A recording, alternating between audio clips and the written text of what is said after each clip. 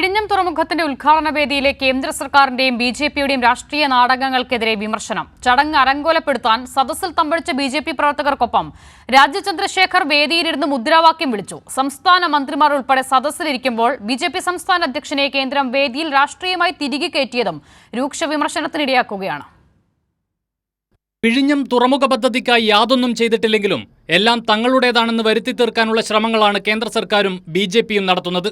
കേന്ദ്ര പദ്ധതി എന്ന മട്ടിൽ കഴിഞ്ഞ ദിവസങ്ങളിൽ നൽകിയ പത്രപരസ്യത്തിനും ഫ്ലക്സ് ബോർഡ് പ്രദർശനത്തിനുമെല്ലാം ശേഷമാണ് ഉദ്ഘാടന വേദിയിലും ബിജെപി രാഷ്ട്രീയം കളിക്കുന്നത്.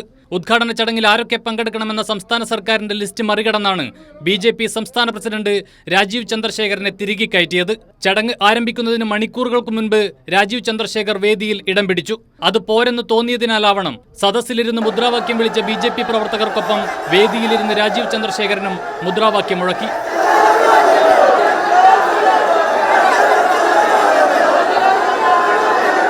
ഉദ്ഘാടന ചടങ്ങിൽ കേന്ദ്ര സർക്കാർ രാഷ്ട്രീയമായി തിരികെ കയറ്റിയ ബിജെപി നേതാവ് വേദിയിലിരുന്ന് കാട്ടിക്കൂട്ടുന്നത് കണ്ട് സദസ്സിലുള്ളവർ മൂക്കത്ത് വിരൽ വെച്ചു.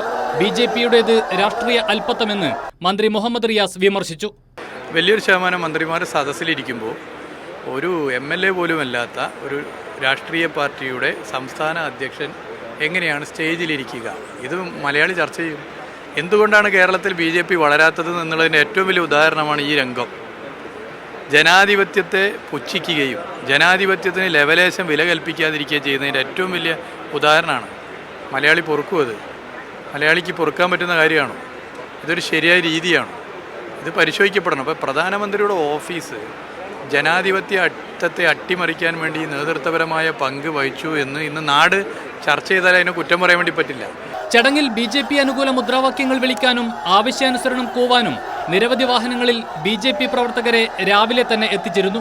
വിഴിഞ്ഞം രാജ്യാന്തര തുറമുഖത്തിന്റെ പിതൃത്വം സ്വന്തമാക്കാനുള്ള പാഴ്ശ്രമങ്ങളായിരുന്നു എല്ലാം. എന്നാൽ യുക്തിക്കു നിരക്കാത്ത ഇത്തരം പ്രവൃത്തികളിലൂടെ BJPയുടെ രാഷ്ട്രീയ പൊള്ളത്തരമാണ് തുറന്നുകാട്ടപ്പെടുന്നത്.